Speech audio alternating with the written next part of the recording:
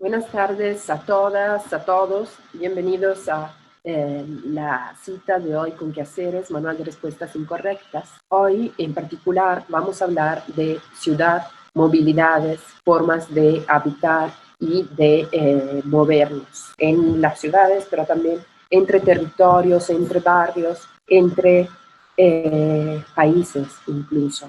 Voy a leer un breve texto que introduce el programa que estamos realizando en este segundo semestre del 2020 en el programa de Quehaceres y que reflexiona sobre la situación actual.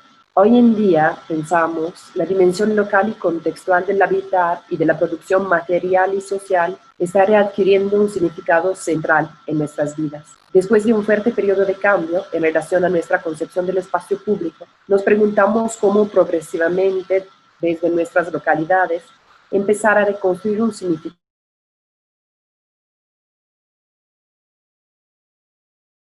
Por lo tanto, esta nueva etapa, este segundo semestre del año 2020 de Quehaceres es un programa público de arte contemporáneo que desarrollamos desde el 2019 acá en el Museo Amparo, se propone articular conversaciones con artistas, activistas, especialistas y ciudadanos para pensar en un proceso pandémico y post-pandémico las maneras en las cuales podemos construir, adecuar, repensar o también radicalmente modificar la manera en la cual habitamos y la posibilidad de realizar espacios más sustentables en donde compartir, establecer otra relación con el medio ambiente o pensar prácticas culturales para territorios y comunidades específicas.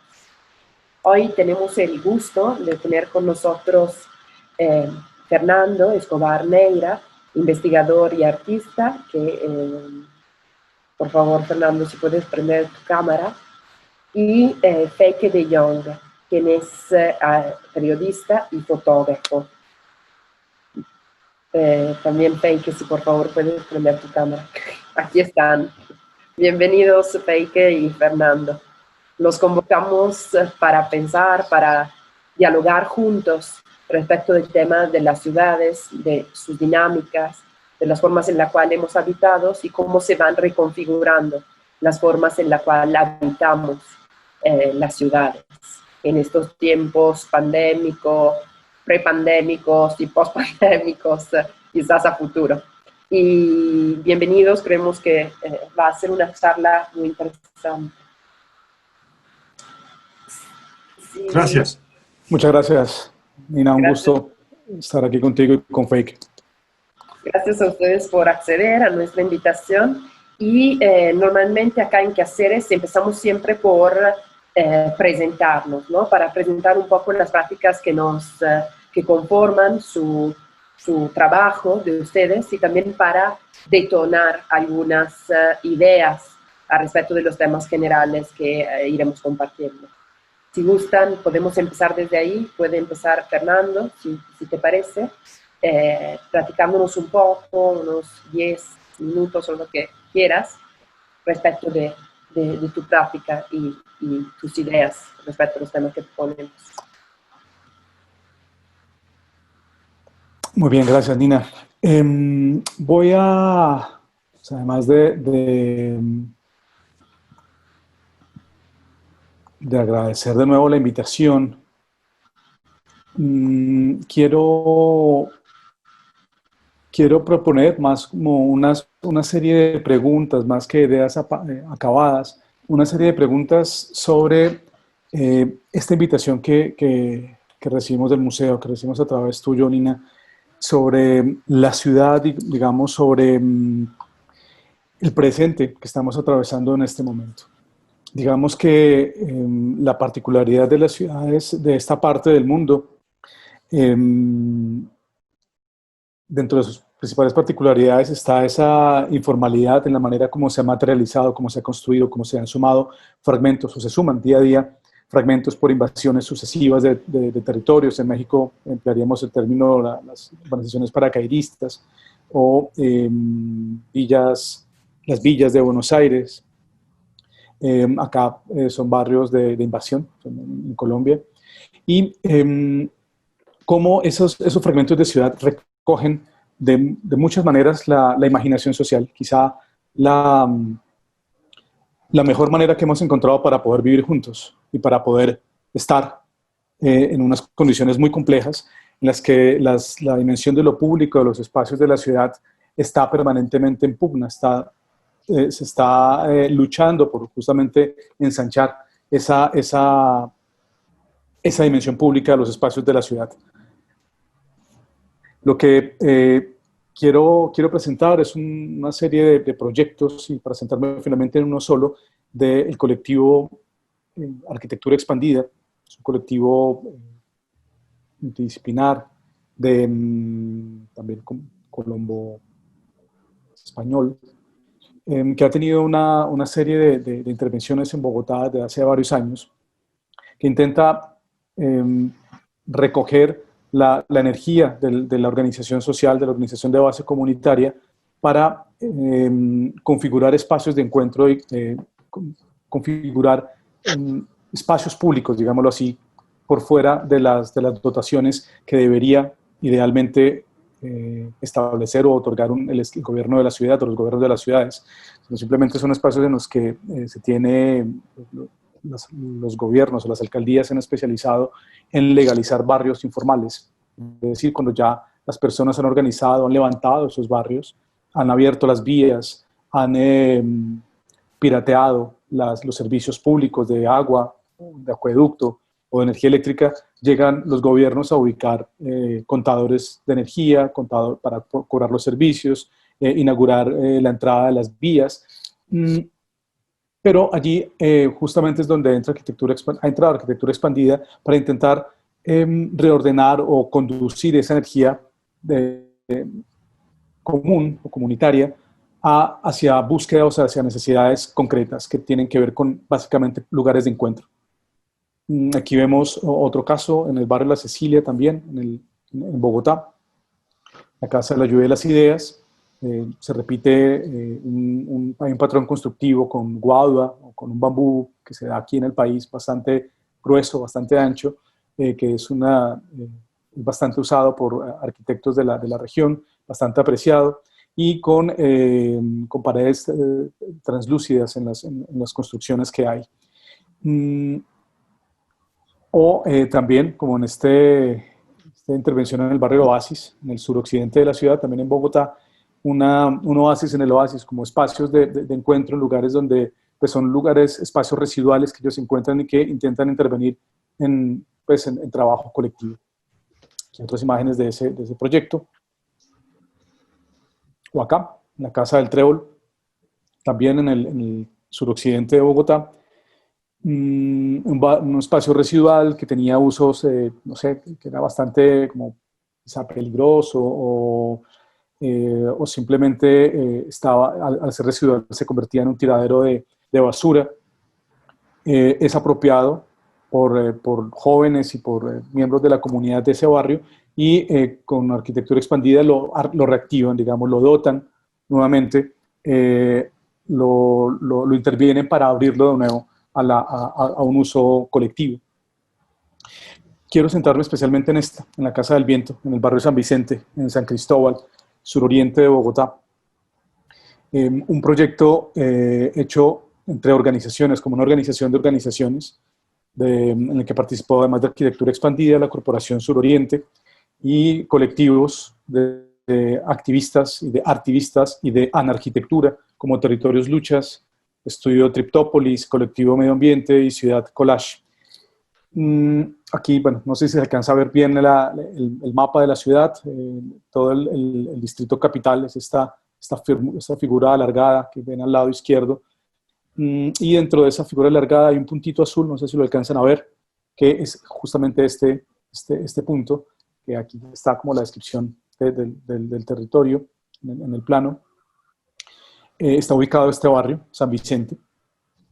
Y aquí hay una vista, digamos, de cómo es el contenedor geofísico del barrio.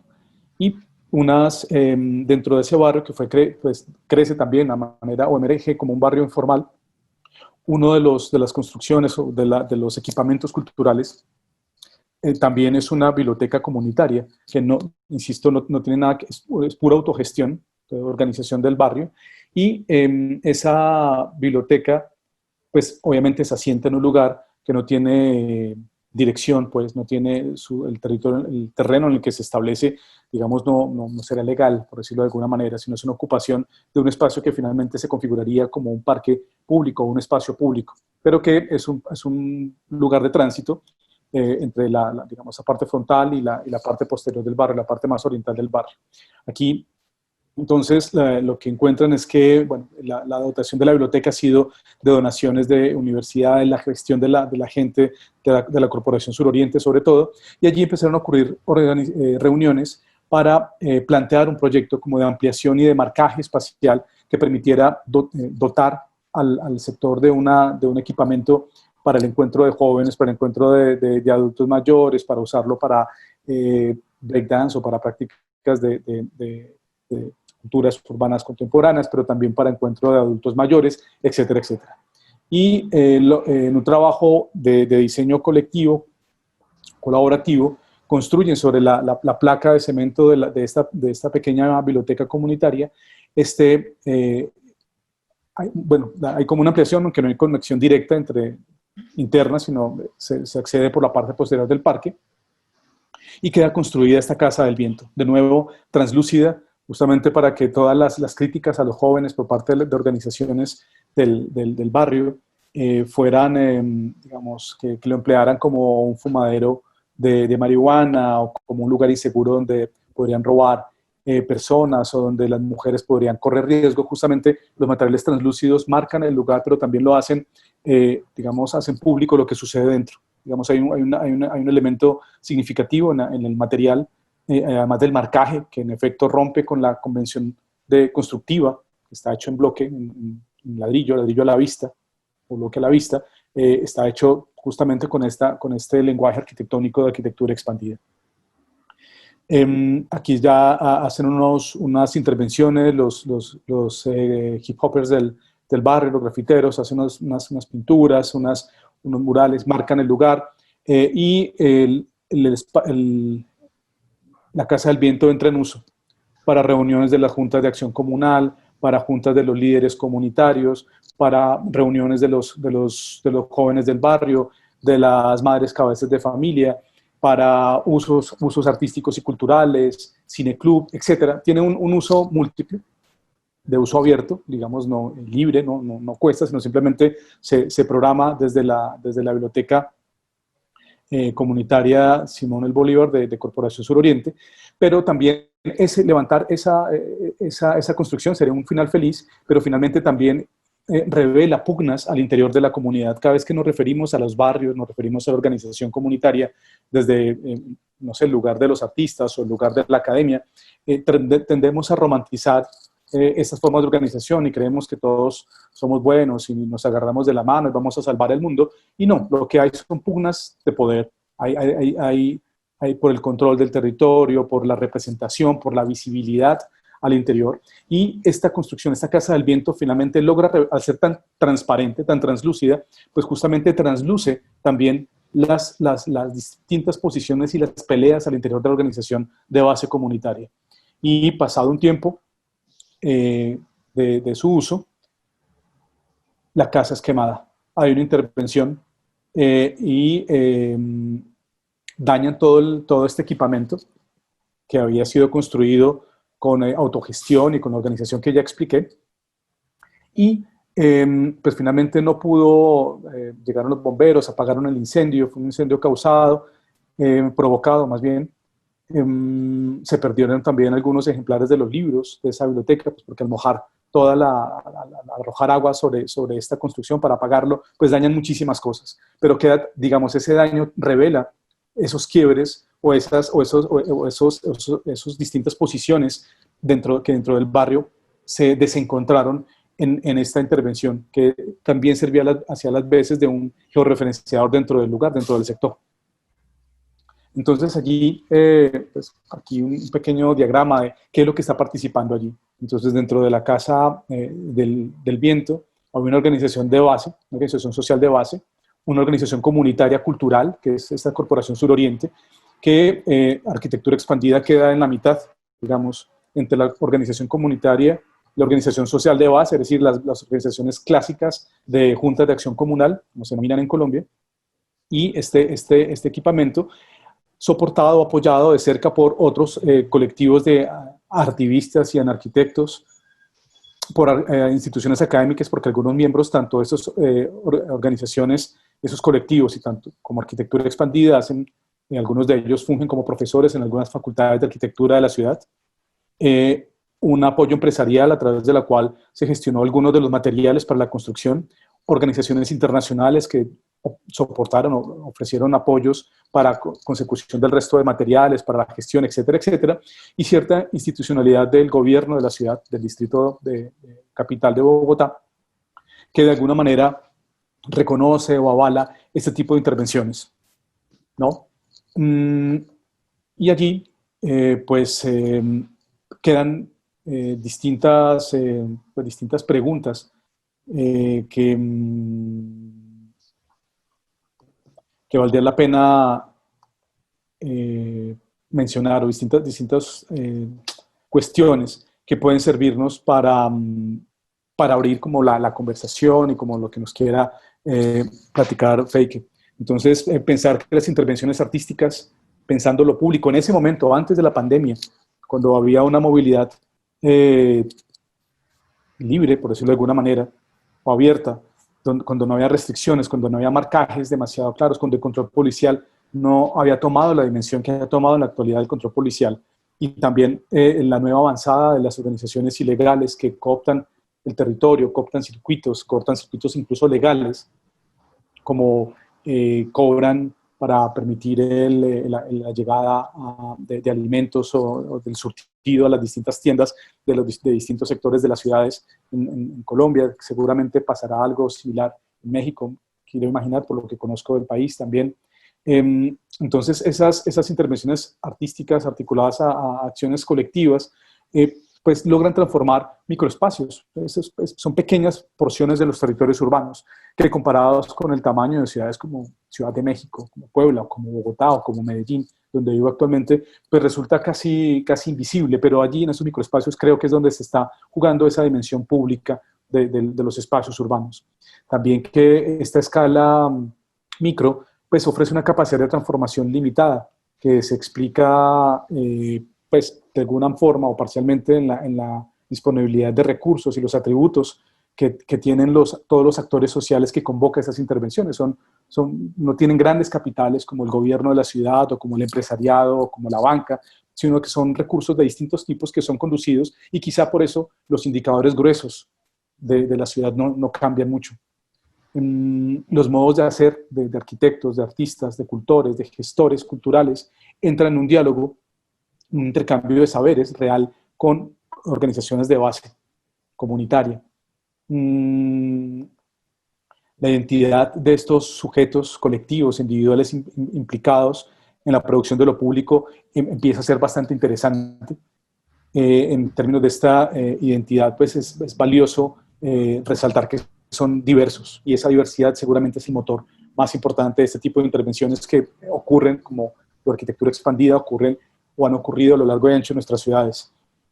Esas articulaciones pues involucran dimensiones concretas del significado de lo cultural, o de lo artístico, de lo político, de lo económico, o invocan a la ciudadanía, pues reproducen imaginarios o idearios de lo comunitario, de lo político, de lo artístico. Y aquí entendemos entonces lo artístico y lo cultural como herramientas de intervención crítica, no como una finalidad, y eso lo hace interesante de pensar como fenómenos en las ciudades. También que es posible pensar que estas prácticas artísticas implicadas y culturales implicadas en otros ámbitos por fuera de los circuitos convencionales sacuden un poco el estatuto de lo artístico, de alguna manera, y también sacuden el estatuto de las funciones que históricamente han tenido los movimientos sociales clásicos, para entrar a otro tipo de expresiones colectivas, de expresiones sociales, que son las que hemos podido ver en este momento de pandemia. Nosotros hemos salido, estamos como en ese pico todavía, ¿no? Una meseta con números muy altos todavía, pero es lo que empezaba a aparecer para impugnar el derecho como a moverse libremente, a tener espacios de esparcimiento, a poder hacer deporte, poder asistir a los colegios, poderse mover para, pues buena parte de la economía de nuestros países es informal también. Entonces, todos los vendedores o los venderos ambulantes, quienes venden en la calle, quienes tienen tiendas pequeñas, etcétera, pues empezaron a presionar para poder retornar a los espacios de la ciudad. Pero justamente aquí hay una serie, hay unas preguntas que quedan para el papel posible que puede llegar a tener las artes, las prácticas artísticas para ese retorno pospandémico. Dejo ahí el comentario como para abrir una conversación. Gracias, Fernando. Sí, algo que no dije al principio presentándonos es que Fernando nos está hablando desde Medellín, correcto, en Colombia, y que Fernando sin duda ha vivido tiempo en la Ciudad de México, entonces, y en México en general, ¿no? Viviste en Morelos también. En Ciudad de México y en Michoacán, en La Piedad de Cavadas, cuando estudiaba en el colegio de Michoacán. Sí, Sí, perdón, me confundí. no, Y, sí. y que Feike vive en la Ciudad de México, ¿verdad, Feike? Y pues hizo prácticas muy amplias de narrativas, de relatar ciertas partes de la Ciudad de México. Ahora seguramente no se relatará más, pero quería ubicarlos también geográficamente con un poco más de precisión. Feike, adelante. Ok, bueno, pues muchas gracias por tenerme aquí. Mi práctica, pues es un poco como disperso en alguna forma. Digamos, es más fácil para mí de hablar de los proyectos concretos que he hecho que una práctica tal cual, porque bueno, tengo un problema de identidad en eso. Pero hace 10 años caminé por toda la orilla de la zona metropolitana del Valle de México, como una caminata continua.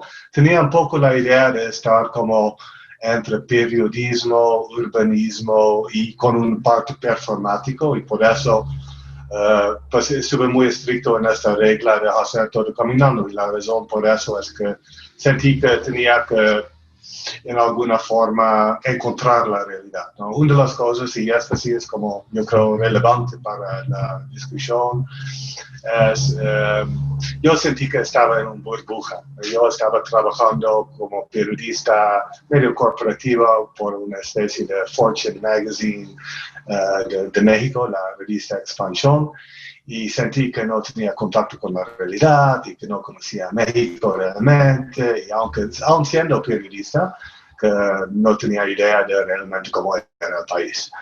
Entonces, pues decidí hacer este proyecto de caminar por la orilla de la ciudad. Y una de las cosas que aprendí ahí es que casi editamos en alguna forma nuestra imagen de la ciudad. Es decir, que o estamos donde queremos estar o estamos en ruta a donde queremos estar. Y esto da una idea súper deformada de la ciudad, porque siempre estás en cosas. Cuando uno piensa en la Ciudad de México, uno piensa al Monumento de la Revolución o al Zócalo, pero realmente, aunque son muy excepcionales, no son representativos de la ciudad. Cuando pensamos en cualquier ciudad, casi nunca estamos en los lugares representativos de la ciudad. Entonces, una de las cosas que me parecía interesante de caminar por esta orilla era justo encontrar como la realidad, como uno lo encuentra en una forma cuando uno toma una ruta más aleatoria por la ciudad. Entonces, también pasaba gran parte del tiempo en los espacios públicos, al menos cuando no estaba rompiendo la ley y yendo por lugares privados. Y bueno, hace 10 años caminé por toda la orilla de la zona metropolitana del Valle de México. Luego he hecho cosas de organización de conciertos de música como vanguardista de la Ciudad de México, como ruido, como cosas que a la mayoría de la gente luego no les gusta mucho. Organizé 2 festivales, el Operativo Reloj Chino y 2 veces, y también hubo un ciclo en la Terraza Monstruo que eran 100 conciertos. Y ahí también tenía como un principio que era interesante, como en el ciclo del Terraza Monstruo, por ejemplo, es que si habías tocado ahí, entrabas gratis por vida. Este tenía un poco como principio que pues parte del trabajo de un músico es escuchar a otros músicos. Entonces, aunque no hay público cuando tocas y no hay ingresos, porque todo ha sido sin presupuesto, básicamente, pues puedes tener una recompensa por poder entrar gratis a todos los conciertos, los demás conciertos. Y esta también tiene una onda de crear como comunidad y de hecho funcionó. Es decir, como mucha gente se encontraron por la primera vez, ahí mucha gente se escucharon por la primera vez ahí, y muchas veces, como la primera vez que gente tocaron juntos, era ahí. Y esto me parecía como, bueno, digamos, más que el público, me interesa esas dinámicas sociales más como dinámicos, ¿no? Que realmente puedes pensar, la realidad está cambiando porque A conoció a B. Entonces eso lo hice, luego organicé caminatas alrededor de la isla de Tenochtitlán. Entonces, pues la isla, digamos, los lagos alrededor de la isla de Tenochtitlán, sobre la cual se fundó el capital azteca, desaparecieron. Pero uno podría pensar, pues igual la isla pues todavía sigue ahí, solo ya no hay lagos alrededor de ello. Entonces encontré una mapa con la superposición de la vieja isla, como era como en 1514 o algo por el estilo, porque se fue cambiando de forma, y hice como 23 caminatas alrededor de la isla, que son como 22 kilómetros, y la idea era, bueno, los caminatas eran cada domingo, salimos a las 11 de la mañana o 10 de la mañana, y luego dimos la vuelta a toda esta isla de Tenochtitlán, y era como completamente gratis y abierto al público, y ahí también era un poco la idea que toda gente se podían encontrar. Digamos, intenté convocar especialmente como a artistas, o fue una invitación a gente de hacer algo con eso. Digamos, realmente no quería tanto que fuera un proyecto mío, y es un problema que he tenido en algunos, porque siempre a mí me interesa mucho el tema de identidad, de territorio. Y digamos, pues sí, la orilla de la zona metropolitana del Valle de México por sí es un territorio como, digamos, estratégico desde una perspectiva de país. Pues obviamente la isla de Tenochtitlán es casi el fundamento de México. Entonces me parecía un poco chafa de pues, andar como, sí. Pero sí, entonces fue una invitación abierta a la sociedad de caminar alrededor de la isla de Tenochtitlán y hacer algo al respecto. Y también era visto como una oportunidad para gente de encontrarse. Es decir, ahí como el arquitecto podría caminar por 7 horas con un estudiante de Ecatepec que también se lanzó por eso. La convocatoria era completamente abierta, a veces casi no llegó a nadie, a veces hubo como 2 personas, a veces yo creo la mayor cantidad que fue como 30 personas. No quisiera que fuera como una tour guiada, pero pues sí, hubo algo de información, y sí era interesante porque sí te das cuenta cómo era, digamos, es la única experiencia que casi uno podría compartir con alguien azteca de 1510, ¿no? Saber cómo es la sensación física, al menos en términos de cansancio o algo así, de caminar por toda la orilla de la isla, y sí te hace más fácil imaginar cómo era, porque te das cuenta de las distancias. Entonces sabes, ok, ya ahorita estoy por Pino Suárez, entonces Cortés cuando estaba acampado aquí podría ver hacia el Zócalo, que es como a 500 metros, y ahí podría ver como los aztecas sacrificando sus soldados. en algún momento. Entonces, sí, era un apoyo a la imaginación interesante. Luego, pues apenas empecé a caminar por la orilla de Tijuana, con la idea de caminar por toda la orilla de Tijuana y luego toda la orilla de San Diego. Llegué a 8 días por Tijuana, luego tuve un desencuentro con unos jóvenes con armas, entonces está pausado un ratito, pero sí, quiero seguir haciendo eso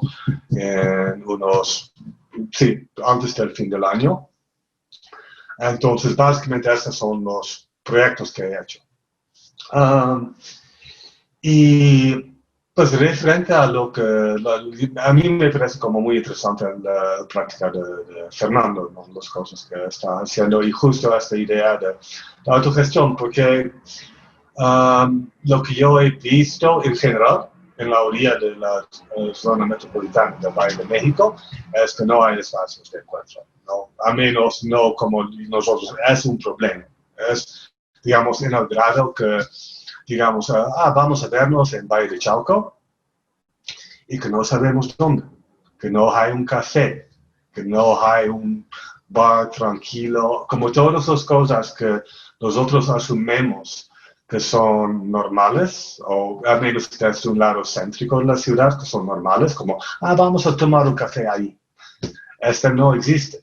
Digamos, en un grados absurdos, como que hasta para el gobierno local, el municipio de Chalco, como el regidor me dijo que, sí, tienes razón, digamos, de hecho nosotros no tenemos espacio de reunión, ¿no? Si la única sala de juntas está llena, pues no saben a dónde ir. Entonces, cuando uno piensa como, por ejemplo, como el sector financiero, tiene esta parte de los lugares de reunión resuelto, ¿no? Que es un sector exitoso en México, ¿no? Tienen todo Polanco, ¿no? Está lleno de restaurantes, está lleno de puntos de encuentro, tienen todo un centro deportivo al lado del bosque de Chapultepec, en el cual todos los empleados de entidades financieras pues tienen cierto derecho de membresía. Y eso no existe en la periferia. Entonces, más allá de ser atomizado en términos geográficos, también está atomizado en términos sociales, lo que no significa que la gente necesariamente no se encuentra. Digamos, hay igual fiestas de barrio, fiestas de calle, puede haber, fiestas en casa, estos tipos de cosas donde la gente se conoce, pero, por ejemplo, conocí a un colectivo en el Gustavo Amadero y ahí hubo 2 arquitectos, miembros del colectivo. Ellos crecieron, tenían la misma edad aproximadamente, ellos crecieron dentro de 3 cuadras, ellos crecieron en el mismo barrio y se encontraron en la universidad, en la UNAM, a 30 kilómetros del barrio. Entonces hubo gente con intereses compartidos muy fuertes que querían hacer algo que estaban viviendo en el mismo barrio y que no se conocían. Y se tuvieron que encontrar en la Facultad de Arquitectura de una escuela pública contra todas las probabilidades a 30 kilómetros de distancia.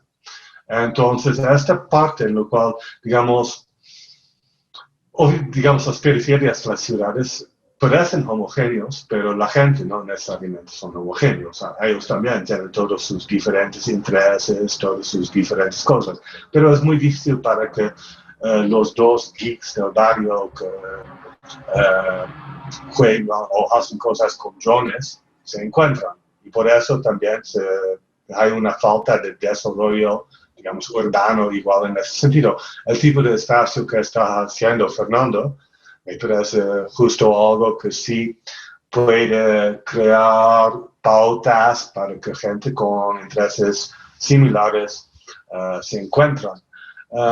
Y otra cosa que he visto, y no sé cómo sea en Bogotá o en Argentina, es que básicamente, al menos aquí, en la Ciudad de México y la orilla de Puebla, que también conozco relativamente bien, la única cosa que las comunidades construyen por su propia voluntad y ganas son iglesias. Es decir, todas las iglesias son católicas y sí, casi todas las iglesias están gestionadas por las comunidades. Digamos, las comunidades que yo no he encontrado, o igual uno y otro, pero muy pocos, que ves la comunidad que está construyendo una colonia en una manera irregular o informal, construyó una escuela, o construyó un deportivo, o construyó, casi no he visto. Lo que sí he visto es que han construido muchísimas iglesias, como muchas, como digamos en la periferia de Puebla está atascado de iglesias.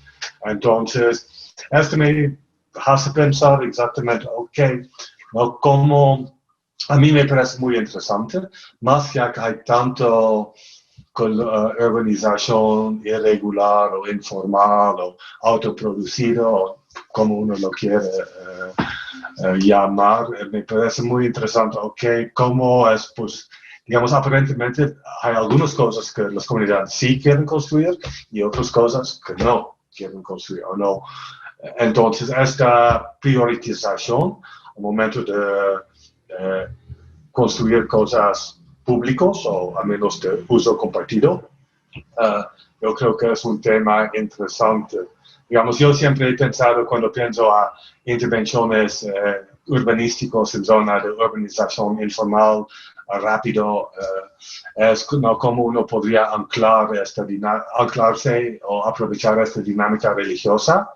Decir, si quieren permiso para poner una iglesia, pues tienen que poner un parque enfrente, o algo así, ¿no? Como busca cómo aprovechar pues si quieren construir iglesias, está bien, pues, igual una iglesia con una escuela al lado, o igual una iglesia con un parque, o una iglesia con una biblioteca, o alguna amenidad pública, porque sí es también notable que en estos tipos de colonias casi no hay espacio público. Es decir, están fraccionados por personas cuyo único interés es vender lotes a gente que quiere construir casas sobre estos lotes. Entonces, parques no existen casi, como muy pocos y muy... Entonces, y en Tijuana es como... Tijuana, digamos, el Estado de México, la periferia del Estado de México es como Suiza comparado con la periferia de Tijuana, porque ahí ni ves campos deportivos. Como luego sí en las periferias de la Ciudad de México y del Estado de México sí ves campos deportivos, campos de fútbol, igual no son tan bonitos, pero sí existe. Y en Tijuana está súper desértico, fragmentado, está así, más denso.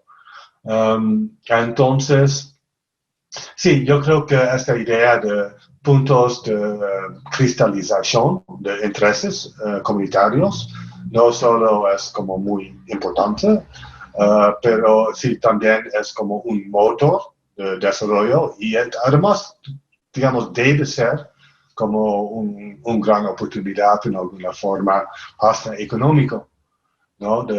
Si uno tiene la única mezcalería en Chalco o la única...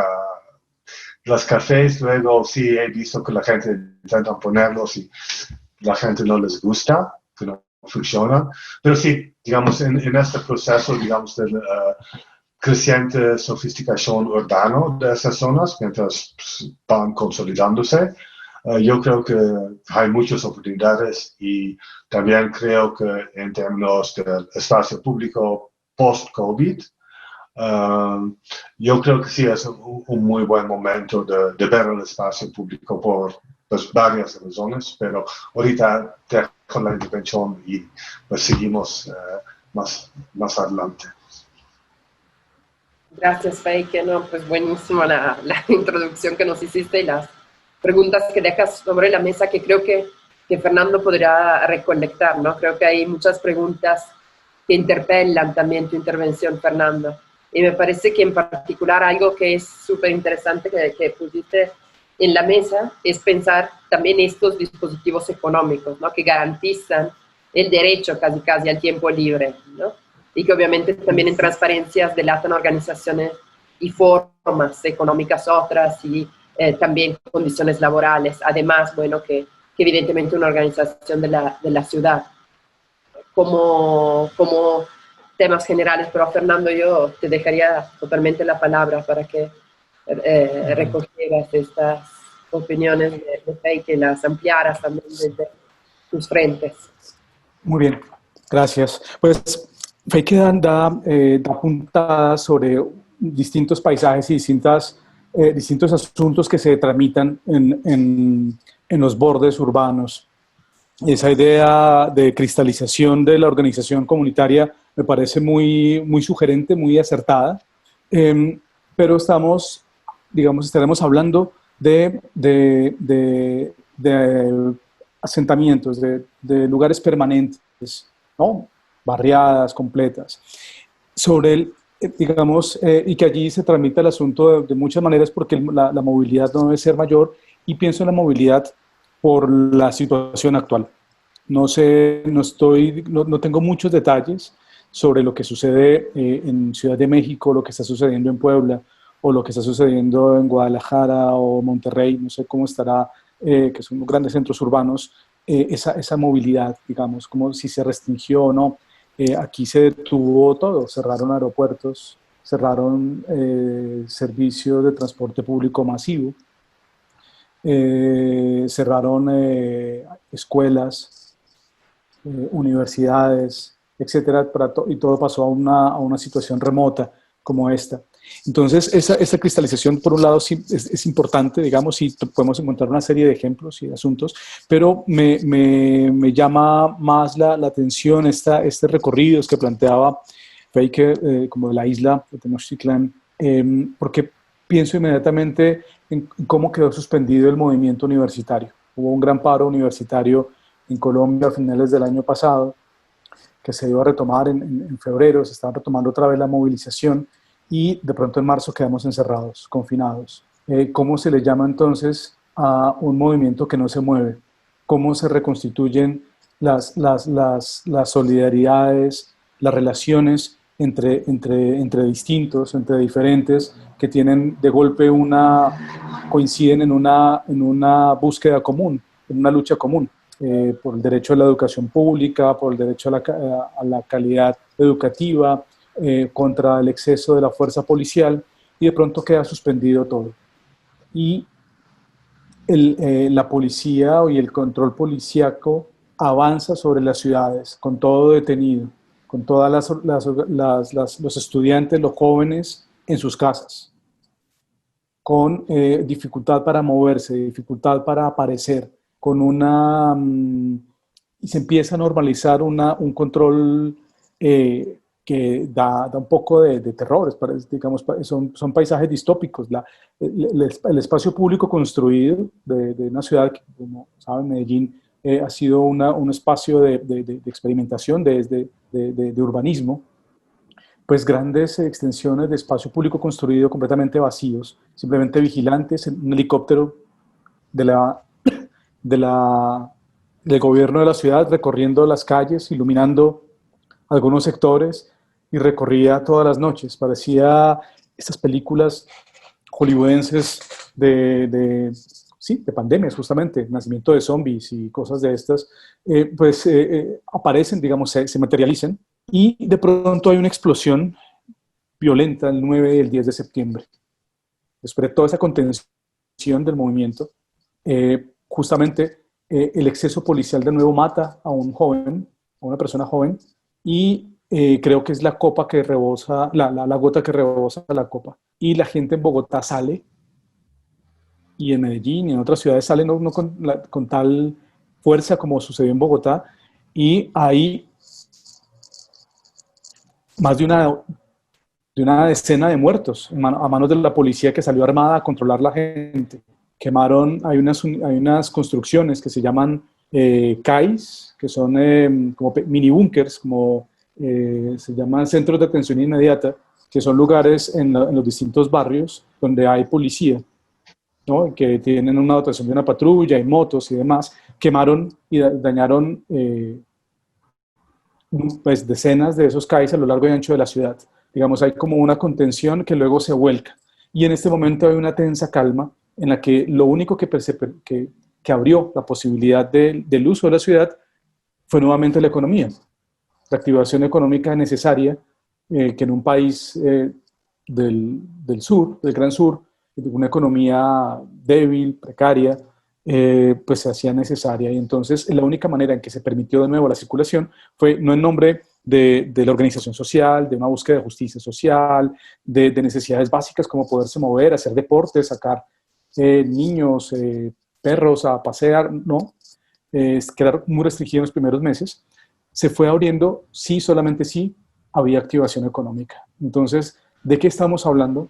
Y justamente por esos recorridos que escribía Feike, de esa toma de lugares, de esos eventos, ¿en qué momento vuelven a aparecer? Hay conciertos virtuales, cualquier tipo de encuentro masivo está proscrito, está prohibido en nombre de la pandemia. Entonces, ¿de qué vamos a estar hablando? ¿De qué tipo qué noción de público, de lo público estaremos hablando a la vuelta de 2 meses?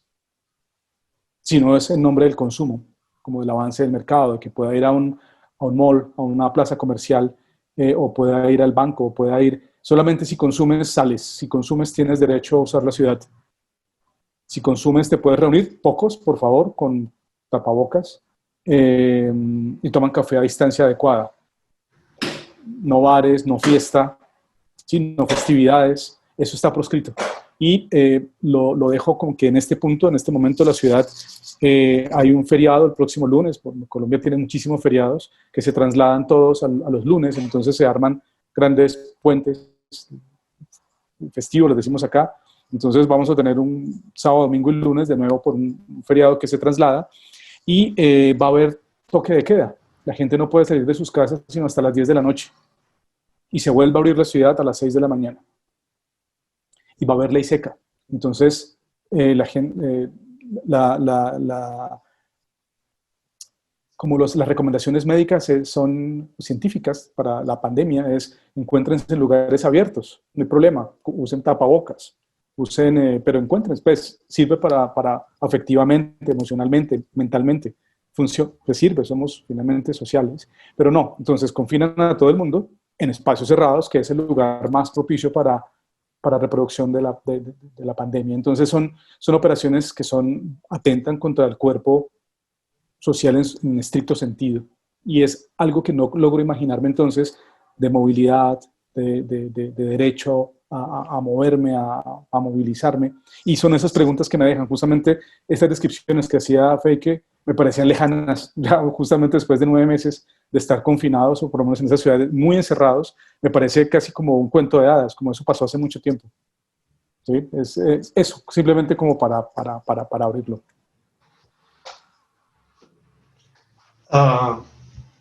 Bueno, digamos, yo creo que México lo vive distinto. Yo, digamos, en la ciudad, digamos, en la periferia de Puebla, tapabocas, pero la movilidad sigue igual, el tianguis sigue ahí presente, se ve igual un 70-80% de la actividad, y la gente sí tiene tapabocas, pero no se siente por nada como un toque de queda ni nada por el estilo. Tijuana, menos. Tijuana, como la gente ni tiene tapabocas, o menos tapabocas que en Puebla. Ciudad de México, lo que no he estado en la periferia, pero la Ciudad de México sí se ve activo, como no, si salgo ahorita, pues hay cafés, hay cosas abiertas. En términos de la actividad, digamos, de la escena musical, se está retomando como lentamente, pero es más, sí, es difícil encontrar espacios. Pero a fondo, yo creo que, pues, en alguna forma, digamos, el espacio público, yo creo que se podría utilizar. Ahí se ve como, pues, sí, cierto, digamos, tolerancia o, no sé, como sentido común, diría, igual a partir de las autoridades. A mí eso es lo que me han contado, digamos, yo conozco músicos que han dicho, pues ya estamos hartos, ya vamos a salir a la parque enfrente y vamos a tocar, y que tocaron ahí 2 horas y que a todo el mundo les encantó y que no tenían ningún problema con la policía. Entonces, yo diría que en este sentido la diferencia entre las medidas, y esto también puede variar de estado por estado. Yo sí he escuchado, como en otros estados, como Guadalajara, por ejemplo, Jalisco, que sí ha sido mucho más estricto la reacción frente a la pandemia. Pero donde yo he estado ha sido relativamente laxo y en ese sentido tampoco tan traumatizante, en el sentido que piensas, wow, no, como el cuerpo social está siendo como atacado en alguna forma. Y también uno debe tomar en cuenta que en México el cuerpo social luego está bastante viciado. Es decir, que, digamos, 95% de las manifestaciones aquí son en alguna forma corporativos. Es decir, digamos, son organizaciones que están en negociaciones que van mucho más allá de nuestro derecho al trabajo, ese tipo de cosas, digamos, son de negociaciones de tú a tú de libres organizaciones con líderes del gobierno, digamos, no son manifestaciones como me imagino en Sudamérica. Digamos, lo que he escuchado es mucho más como una lucha del pueblo que se quiere empoderar en alguna forma. Mientras el cuerpo social mexicano como no ha llegado a estar a ese. Digamos. Entonces sí, pues, digamos, por ahí va. Digamos, no lo veo tan extremo la situación aquí. No sé qué piensa Nina. No, creo que sí, definitivamente, y con esto, bueno, luego Fernando te dejo la palabra para que, no, sobre todo, hablen ustedes, pero sí, tienes totalmente la razón y creo que también se conecta mucho, Feika, lo que tú estabas hablando sobre los lugares representativos de las ciudades, ¿no? Yo creo que en México también se ha dado mucho el caso que mucha gente siempre tuvo que salir a la calle, ¿no? Para trabajar. Y bueno, yo vivo acá en el centro de Puebla y es evidente como el centro siempre se mantuvo activo, porque pues hubo también la necesidad de sustentarse más allá de cualquier emergencia.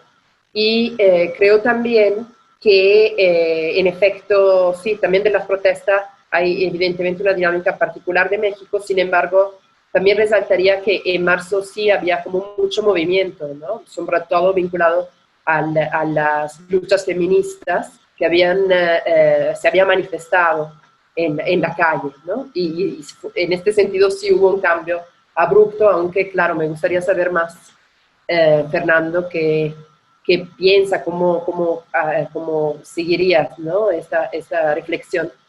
Obviamente, pues, nomás destacar que también estas mismas luchas que se han visto, obviamente han, de alguna manera, pues, han resentido esta cuestión. Luego, también, pues, los problemas por lo cual se manifestaban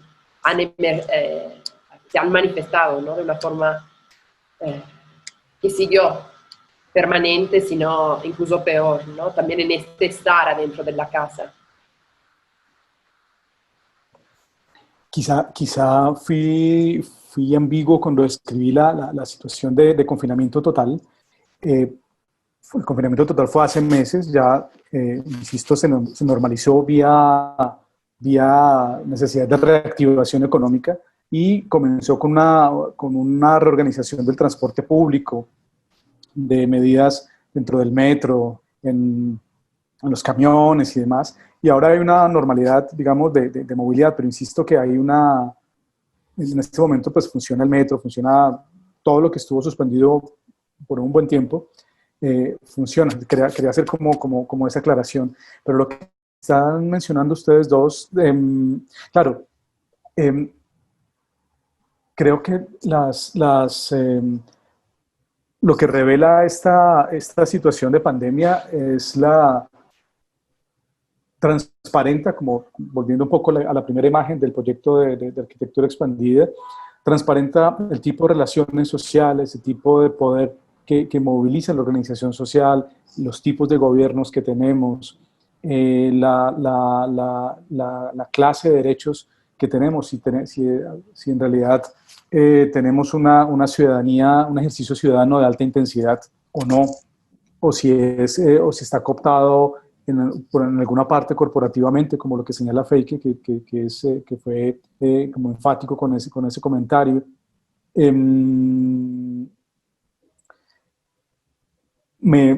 Simplemente para decir que me inquieta la manera como podrían retornar las organizaciones y cómo cuando regrese toda como, entre comillas, a la normalidad, haya un recorte de libertades, pues como que hayan avanzado también normativas para recortes de libertades civiles. Es como eso, es algo que se está cosiendo en las distintas instancias del gobierno, quizá en el legislativo y demás. Hay procesos muy complejos en los territorios, en las periferias de las ciudades, donde hay noticias grises, un poco con muy poca información, digamos, en los medios convencionales, pero sí a través de redes sociales, de cómo han aprovechado los dueños de terrenos a través del gobierno para volver a apropiar terrenos que habían sido invadidos por personas migrantes. Y pues ahora Colombia ha estado en un periodo de migración venezolana muy alta, constante, que se atraviesan el país o se ubican en las ciudades, y al mismo tiempo también han habido procesos masivos de invasión de nuevos territorios. Hay algo que no se está viendo, de lo que no se tiene noticia, y que, insisto, cuando podamos recorrer con mayor tranquilidad, volver a estar en ciertos lugares, no vamos seguramente a reconocer la ciudad de la que nos habíamos escondido en estos meses. Es básicamente eso. No logro imaginar, no sé, ahora las clases que están proponiendo para colegios y para universidades son con un número, un porcentaje muy bajo de presencialidad. El resto ocurre así, se van turnando. Entonces, niños van a estudiar 2 días a la semana, son presenciales, y otras, no todos, y otros son en casa, dependiendo de la ciudad. Bogotá tiene una normativa, Medellín tiene otra. Bueno, y así nos podemos ir por las distintas ciudades del país. Hay una fragmentación. Si tú piensas en moverte de una ciudad a otra, debes calcular, bueno, van a cerrar la ciudad, la carretera cómo está, cuando yo llegue, qué debo hacer. Hay unos controles de circulación que se llaman pico y cédula. Entonces la cédula es el documento de identidad, y se aplicó en algún momento en el que los números que tenías, con el número en el que termina tu documento, podías o no salir a hacer compras al súper. O sea, cosas como esas, ¿no? y que se reactivan. ¿Qué pasa? ¿Será que vamos a extrañar lo policivo? Y cuando nos salgan por fin, no vamos a querer o no vamos a saber cómo hacerlo, lo vamos a olvidar tan rápidamente, ¿no? Son preguntas que no imaginarlo es raro, y pensar en lo pospandémico difícil, porque todavía seguimos no hemos llegado como al dichoso pico, sino que hay una meseta sostenida con números altos pero sostenidos. Pensar en una segunda ola, como lo que está pasando de infecciones, como lo que está pasando en Europa, ni idea, que volvieron a cerrar las ciudades y demás, ni idea cuando llegue acá, o si llegue de esa misma manera. No sé. Seguramente no respondí ni planteé preguntas, pero pues es todo lo que sugieren las intervenciones de ustedes dos. Claro. Sí. Bueno, no sé, por bien o mal, yo creo que México, a menos los partes en los que yo he estado, no es exactamente en esta situación. Sí, como esta de las escuelas. Obviamente, por ejemplo, yo tengo 2 hijos y ellos ya están a distancia desde pues, 11 meses. Pero luego, digamos, su escuela de mi hijo era el Prepa 6 de la UNAM y también estaba en huelga 4 meses antes de eso. Entonces, instalaciones fueron tomados y él no tenía clases. Entonces, pues ya también yo me había acostumbrado al hecho que estaba en casa.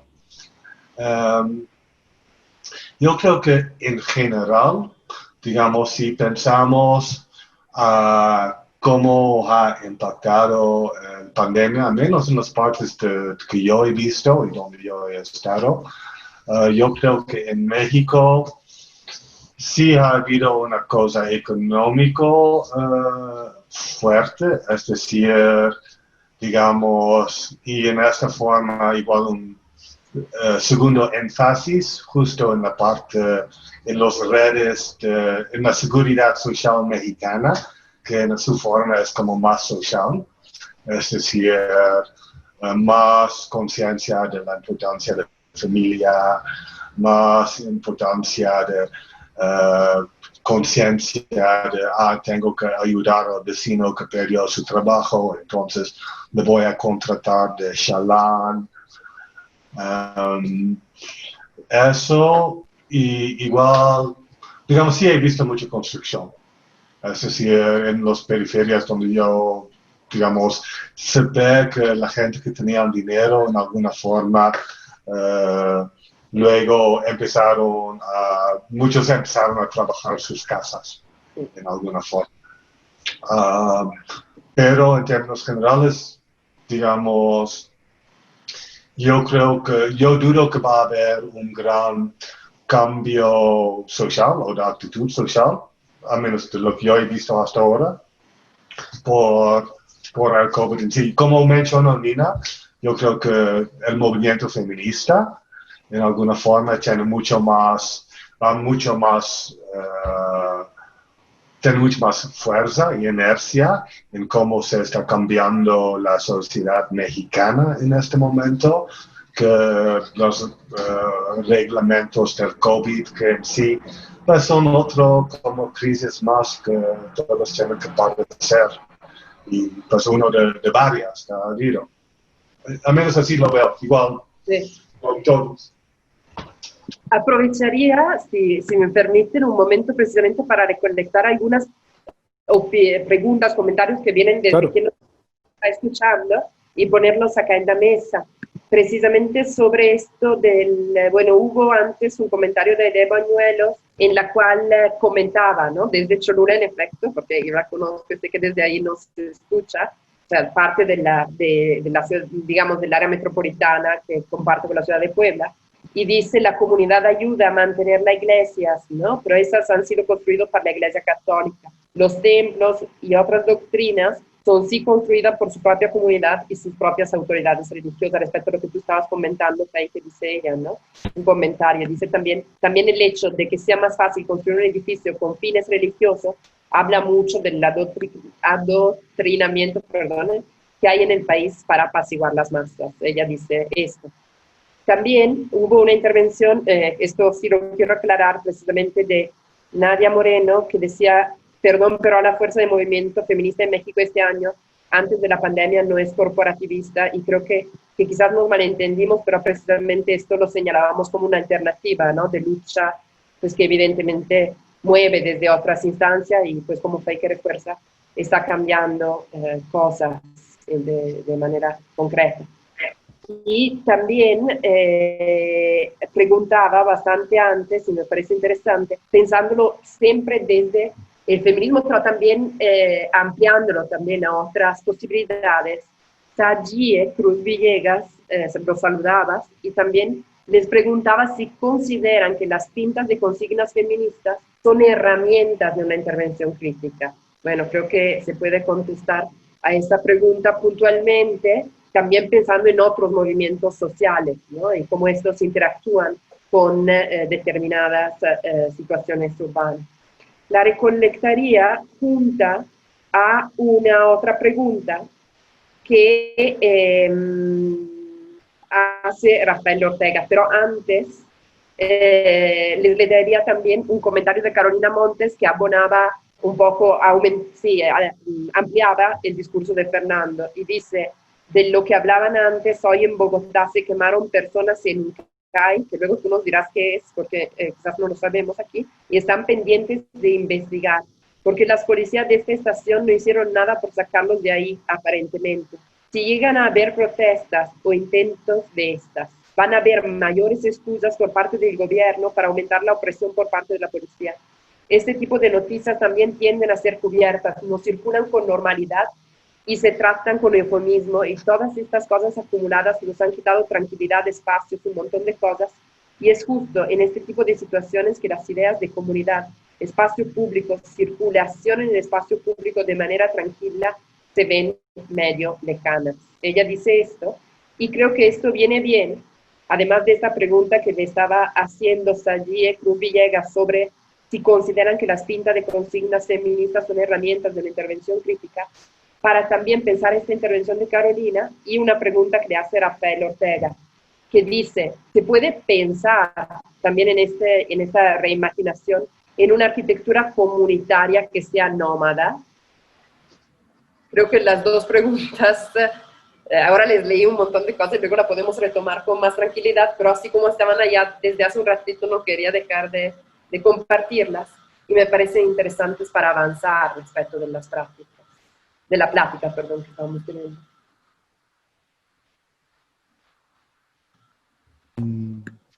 Vale, vas, Feike, ¿Quién o quiere yo. empezar?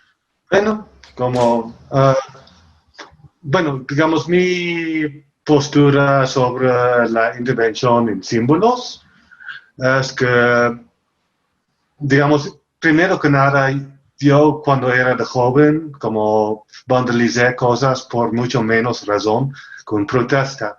Entonces, realmente no me siento como muy, en una muy buena postura moral para decir que sí o que no deben pintarrayar a la gente. Pero, dicho eso, el tema del vandalismo me interesa. ¿Por qué? Porque hay ciertas imágenes en la Ciudad de México que no se vandalizan. Entonces, si no quieres que te vandalizan tu barda, pues puedes poner la Virgen de Guadalupe o puedes poner una imagen de Emiliano Zapata, y en este caso nadie, digamos, nadie lo va a vandalizar. Y nunca he visto ni un cara de Zapata vandalizado, ni un Virgen de Guadalupe vandalizado. Entonces, y esto me parece algo loable y bonito de la cultura mexicana, que pues no me parece interesante y bien y interesante. Entonces, yo creo que también, digamos, en la intervención feminista de imágenes, etcétera, etcétera, digamos, ok, perfecto, pero sí, yo creo que sí debe ser con un entendimiento del significado. Para ser realmente crítico, debe ser con un entendimiento del significado de la imagen que uno está interviniendo. Es decir, digamos, está bien que pintarrayas por mi parte, digamos, esta solo es mi opinión, y como he dicho, digamos, yo no tengo, digamos, la posición moral para realmente comentar mucho sobre eso, pero desde mi perspectiva, ok, está bien que intervengas en el monumento del Ángel de la Independencia, pero sí desde un entendimiento de que es el monumento del Ángel de la Independencia, o bien normal. Digamos, si nada más es como, pues por coincidencia era esta imagen, ¿no? Porque todos lo conocemos, o porque es mediáticamente interesante, pues no es una intervención crítica, más bien es una manera de atraer, pues sí, es bueno, no es una intervención crítica, más bien es una intervención mediática. Y sí, esa sería mi idea. Entonces, sí, está bien vandalizar cosas, pero con un entendimiento de qué está uno interviniendo, ¿no? Pues sí, con eso sería mi comentario sobre eso. Fernando, ¿tú qué piensas? Vale, pues por supuesto que cualquier gesto enfático que rompa la monotonía de los carteles y de las vallas publicitarias de Coca-Cola es bienvenida en la ciudad, digamos. Y por supuesto que un marcaje espacial siempre va a ser fundamental, pero coincido con Fede en que es efectivo en tanto es estratégico y hay una operación táctica. Es decir, las nuevas pugnas en los espacios urbanos pues arrastran una larga tradición de estrategias de expresión de la protesta social.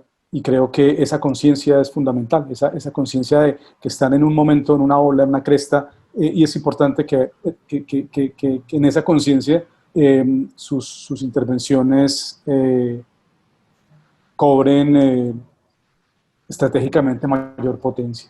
Es decir, a pesar del Barón de Haussmann, París se puede seguir bloqueando. Es decir, lo que se reproduce en el conocimiento, la protesta social, es justamente, a pesar de los cambios tecnológicos y técnicos, es poder operar de una manera similar.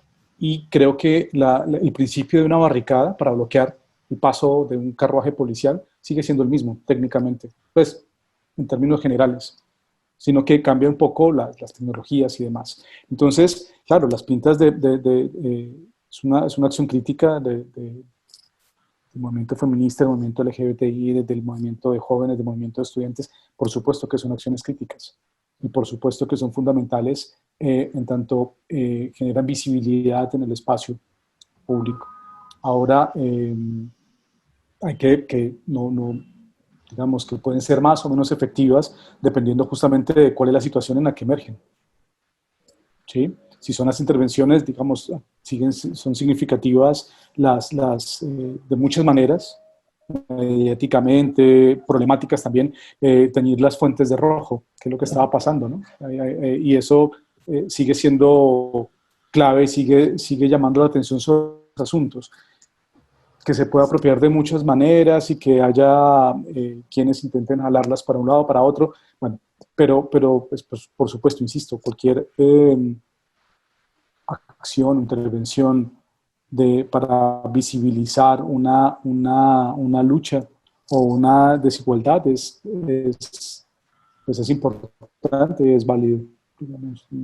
Ahora hay distintas formas de hacerlo y ahora encontramos 100 formas de hacerlo, pero no veo por qué no es una intervención crítica. Sobre la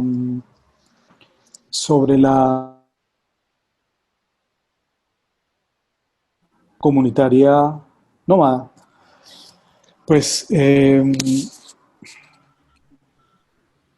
ha sucedido de forma utópica, ¿no? Tenemos el principio utópico de Constant, dentro como referencia alrededor del 68, de la segunda posguerra.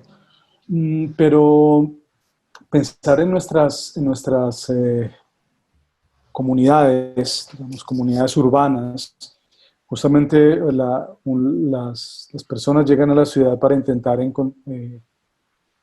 dejar de ser nómadas, intentar encontrar un lugar, intentar fijarse a un contenedor físico, producir un territorio, ¿sí? Como tener que haya una producción territorial, y eso de alguna manera en la ciudad implica fijarlo, implica estabilizarlo, implica organizar, y en esa medida pensar en una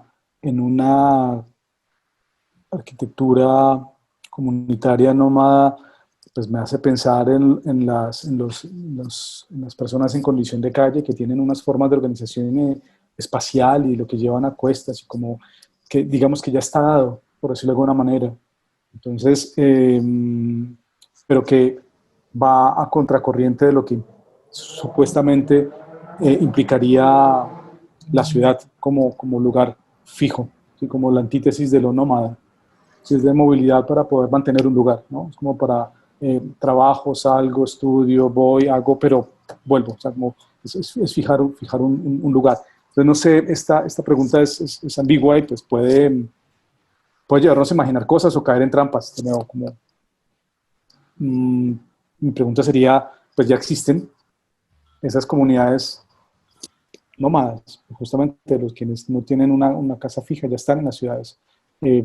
Y generan expresión, hay producciones arquitectónicas, hay producciones de espacio temporal constante cada noche o cada madrugada. Hay algo en los espacios que se levantan, en pequeños espacios residuales de la ciudad, en parques, en plazas, en los bordes de la ciudad o en las canalizaciones de ríos y quebradas en muchas ciudades, como el clima, por ejemplo, de Medellín permite eso.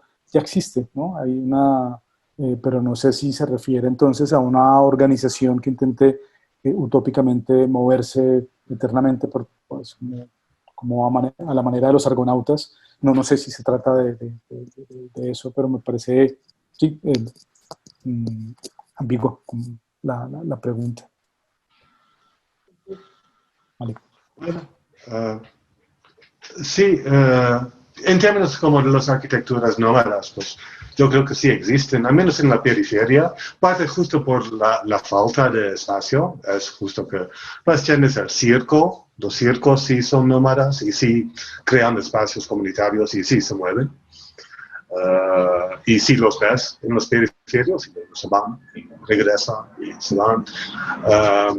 Yo creo que el tianguis en cierto grado podría ser visto como una arquitectura nómada porque pues tienen rutas, entonces van de un parte de la ciudad a otro. Y también es justo en las periferias donde no hay espacios públicos, donde están muy fuertes los tianguis. Y finalmente las ferias de barrio, digamos, la arquitectura, la parte arquitectónica de los juegos mecánicos, sí siempre también está en movimiento.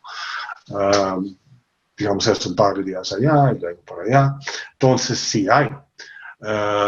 Yo creo que justo sería interesante ver, o más allá de estas como tres modalidades que sí, digamos, yo creo que son los principales, que digamos, yo no tengo otro ejemplo que me surja así.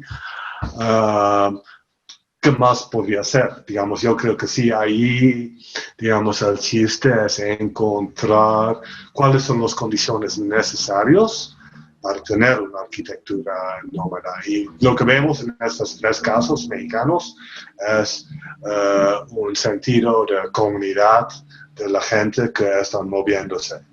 Es decir, si tienes 50 amigos y quieren hacer un museo itinerante que realmente anda como marcha, pues depende mucho de la organización de la comunidad de 50 amigos y cómo va a funcionar la economía, de estas cosas y todo eso. Pero sí, a mi forma de ver es algo posible y además es algo que sería muy conveniente en las periferias de una ciudad como la Ciudad de México. Si uno quisiera hacer algo así, digamos, la periferia de una mega ciudad de 20 millones de personas es el lugar para hacerlo. Porque uno, no hay espacios públicos, entonces hay demanda.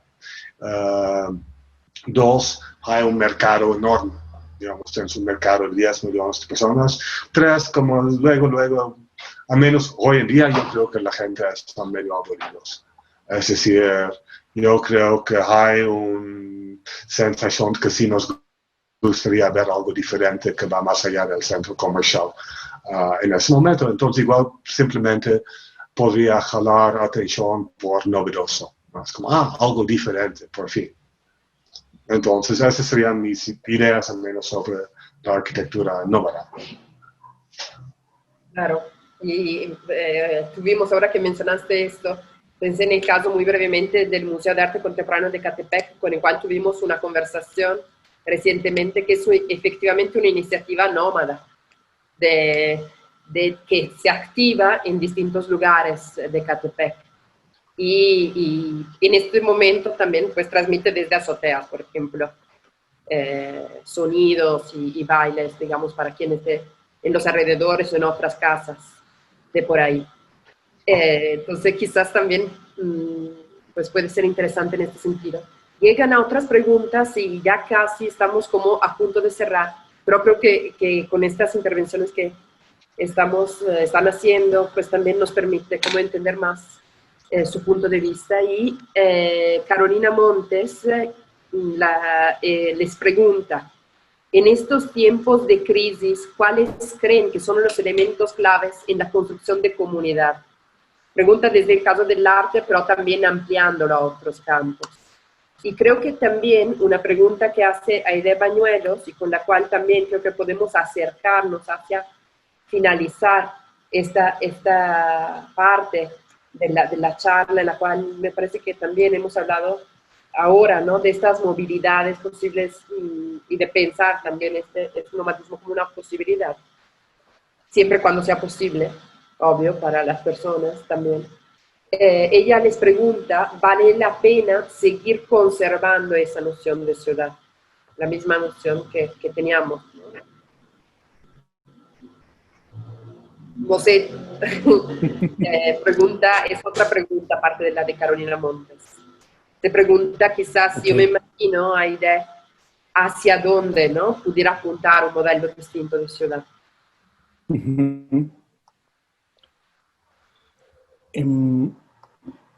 Yo puedo mencionar algo para cerrar la idea de nomadismo y pues, luego entro a estas preguntas de Carolina. Estoy pensando también en otro proyecto museal, pues de Museo Itinerante de la Memoria en los Montes de María, en Colombia, que es El Mochuelo. Es un museo que tiene, el Mochuelo es un ave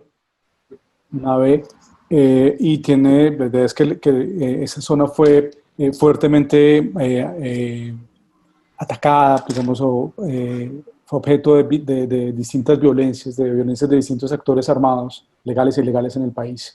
Entonces, la manera como las comunidades sobrevivieron y a todo ese ciclo de violencia que se ha más o menos activado de nuevo en este último, quienes sobrevivieron han intentado construir una memoria de ese conflicto. Entonces, es un museo que va girando por todos los municipios. Pero, de nuevo, cuando pensaba en esta arquitectura comunitaria, pues también pensaba en algo de habitabilidad en otro sentido. Pero, pues bueno, aquí habita la memoria, pues, todo el sentido que puede llegar a tener en un país como Colombia es fundamental. Quería hacer ese otro ejemplo, siguiendo también con la línea que abrió muy bien, de manera muy clara, Fake. Tengo alguien antes también hacía una observación sobre Soacha, sobre un municipio que queda al sur de Bogotá, que quemaron la muerte de varias personas que habían estado detenidas en este CAI. Ya lo había mencionado, el CAI es un centro de atención inmediata, es un pequeño búnker policial, y habían detenidas unas personas y se generó un fuego y la policía no hizo nada. Murieron quemadas personas allí dentro que estaban detenidas por la policía. Bueno, esto pues sigue hablando de muchas cosas, de lo que está pasando en el país y de la radicalización tanto de los cuerpos armados y de control civil como de la sociedad misma. Solamente como una mención, y que lo que pasó fue atroz y que se suma a la muerte de otras personas del 9 y el 10 de septiembre que les comenté ya. Esto en Soacha ocurrió el 4 de septiembre. Entonces ha sido bueno, solamente quería mencionarlo sobre las preguntas. Pues quizá la noción de ciudad está cambiando, quizá nos dimos cuenta que no necesariamente necesitamos usar tanto avión, y resulta que sí era posible hacer un montón de cosas desde la casa, desde el estudio, desde encontrarse como con estas tecnologías, y que seguramente los procesos de educación superior, que es lo que estoy metido, pues, que es mi labor en la Universidad Nacional de Colombia, pues cambia también. Creo que las formas, las estrategias de procesos de enseñanza-aprendizaje en la convencionalidad como las entendíamos cambiaron, también ya van a cambiar. El retorno va a ser posible a esa nueva normalidad, y pues bueno, las universidades hacen parte de la ciudad. La manera como empezamos a relacionarnos, empezamos a encontrarnos, pues creo que cambia el asunto. El hecho de que en ciudades como Medellín irse a vivir cerca de donde se trabaja no es tan frecuente como en Ciudad de México por el tamaño de la ciudad. Entonces ahora esos recorridos de 40 minutos o de 35 minutos empiezan a ser como problemáticos. O sea, pero si puedo trabajar y hacer mis cosas muy donde vivo, va a transformar ese tipo de relaciones con los recorridos.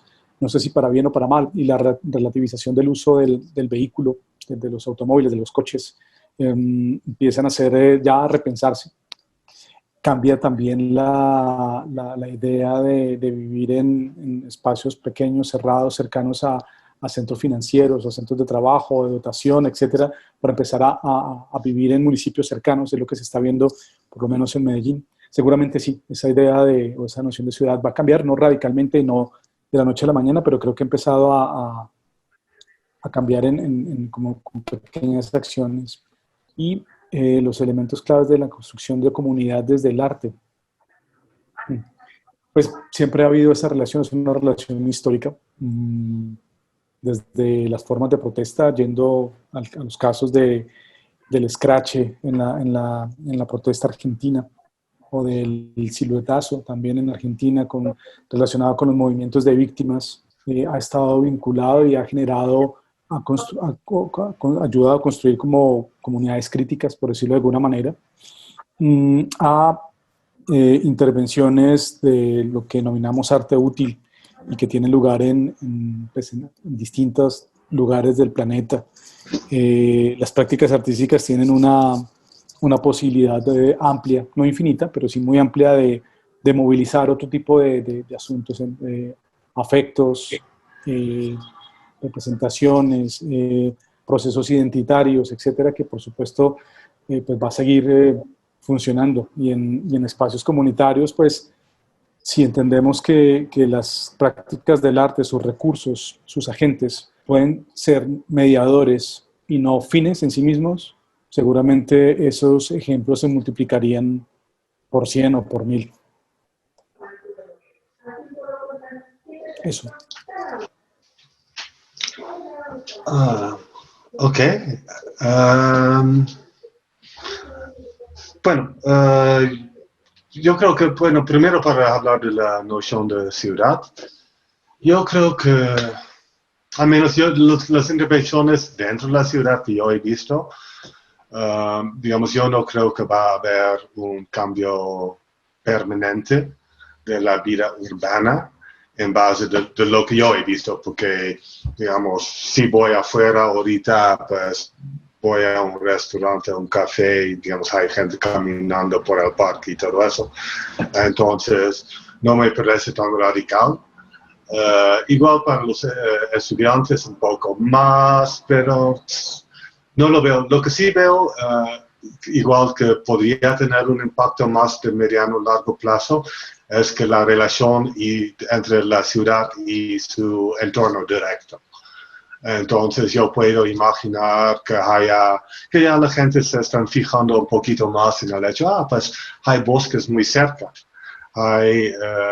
Igual podría vivir en la orilla de la ciudad y pagar una renta de 1,500 pesos, que es para mucha gente que están en la doctora es casi vivir gratis o algo así, entre 3 o 4 personas. Entonces que sí hay como una reevaluación entre, no tanto de la ciudad en sí, porque yo creo que la infraestructura sigue existiendo y lentamente la gente va a empezar a retomar esta infraestructura y usarlo como están acostumbrados a usarlo, digamos. No creo que ninguna edificio de escuela en 2 años va a estar convertido en una unidad habitacional porque los estudiantes ya no van a la escuela. Lo que sí puedo imaginar es que hay como más apreciación por las cosas que son cercanas a la ciudad, ¿no? En la onda de no ir con un avión a Francia, pero igual tomar un coche y ir a Morelos, algo así, ¿no? Entonces, esto en términos de la noción en términos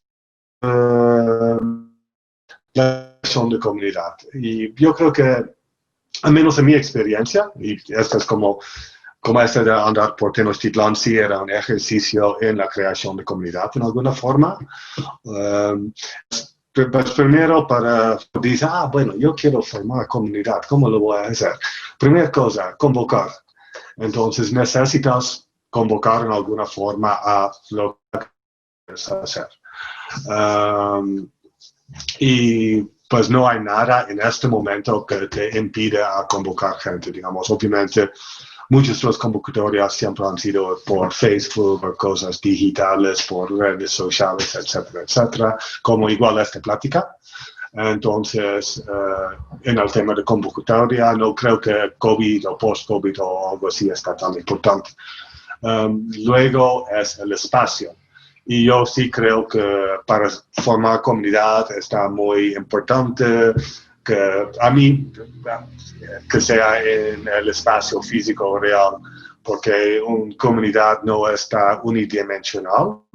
Y esta plática, por ejemplo, sí es un poco unidimensional, en el sentido que pues, estamos hablando de un tema, pero no es que podemos salir después y tomar un café y hablar de otras cosas, ¿no? De nuestras familias o cómo lo pasamos, las vacaciones, o esos tipos de cosas. Y yo creo que una comunidad para realmente existir tiene que existir en muchos diferentes niveles, ¿no? No solo todos estamos interesados en una cosa, ¿no? También es que nos conocemos, nos caemos bien, nos conocemos los nombres de los hijos o quién sabe qué, ¿no? Esos tipos de cosas. Entonces, y ahí ahorita, pues obviamente el exceso de espacio está diferente. Algo, digamos, diferente, depende de dónde uno está, en qué tan radical es eso. En México ahorita, digamos, no hay realmente nada que te impide reunirse en un parque, digamos, en restaurantes es igual un poco más difícil. Muchos los lugares como los lugares donde uno normalmente tocaría están pues apenas abriendo o con acceso reducido. Entonces, pues ahí está a la imaginación de uno cómo quieres hacer la convocatoria en el espacio, ¿no? Cómo quieres organizar el evento. Y ahí también pues uno puede ser más imaginativo, porque si la gente están encerrados, pues también están hartos de estar encerrados. Entonces, igual puedes convocar a cosas que no podrías convocar antes. Si igual podrías decir, bueno, todos nos vemos arriba del cerro. Un cerro fuera, ¿no? A 30 kilómetros de la ciudad, que implica como, pues, viajar o algo así, pero igual la gente está dispuestos a hacer cosas que antes no estaban dispuestos a hacer. Y finalmente, para crear comunidad, un evento normalmente no basta. Entonces sí, tienes que tener cierta constancia. Es decir, igual no llega nadie al primer convocatoria, y luego no llega nadie al segundo, y luego 3 al tercero, y luego... Entonces, para que algo así realmente empieza a funcionar, y esta es la parte más difícil, es que requiere regresar, y seguirlo haciendo. Y si después de 1 año o 2 años, pues sí se empieza a ver una dinámica, una comunidad real. Entonces, eso es lo que tendría que decir. Entonces, en sí, yo creo que la situación ahorita, pues como no está muy, digamos, yo creo que se puede formar comunidad en esos tiempos, digamos, igual adaptándose a las condiciones que hay. Gracias, Maite, y gracias, Fernando. Yo creo que ya es hora que cerremos. Creo que quedó mucho de qué hablar y ojalá sigan, ¿no? los diálogos y sigan pues otras formas de hacer. Me parece que es interesante lo que va señalando al final, Faye, que regresar, y pues creo que nos queda, ¿no? Como un moto también, ¿no? De cómo podemos pensar de reencontrarse, que es también algo a lo cual se dirige, ¿no? Este programa desde el museo. Entonces, les agradezco mucho a todas, a todos los que nos han escuchado, que fueron pues fue muy interesante recibir preguntas y poder estar en diálogo, precisamente intentando romper un poco esta horizontalidad de este tipo de prácticas. Y pues muchas gracias, Feike, muchas gracias, Fernando, por compartir con nosotros. A ti, muchas gracias, Nina. Gracias, Feike, por la conversación y gracias a quienes nos escucharon. Muchas gracias por la invitación. Sí, muchas gracias pues a Fernando, a Nina y pues a la convocatoria en general. Y pues sí, un gusto estar aquí y pues espero que les haya servido para algo estar con nosotros. Yo creo que totalmente. Y seguimos los diálogos. Yo creo que se inserta muy plenamente en este ciclo. Lo ampliamos a la idea de la movilidad, de pensar la ciudad también como pues, un espacio en movimiento, ¿no? Y un espacio en el cual existen también muchos mundos y muchas realidades. Y pues les recordamos que este programa sigue todos los miércoles y que la próxima semana tenemos un encuentro con Invasores. Aquí siempre en las redes del Museo Amparo, en Facebook del Museo Amparo, a las 6. Y para quien quiera, pues esta conversación se queda en el Facebook del museo. Un saludo a todos. Muy bien. Gracias. Adiós. Bye. Bye. Adiós. Adiós.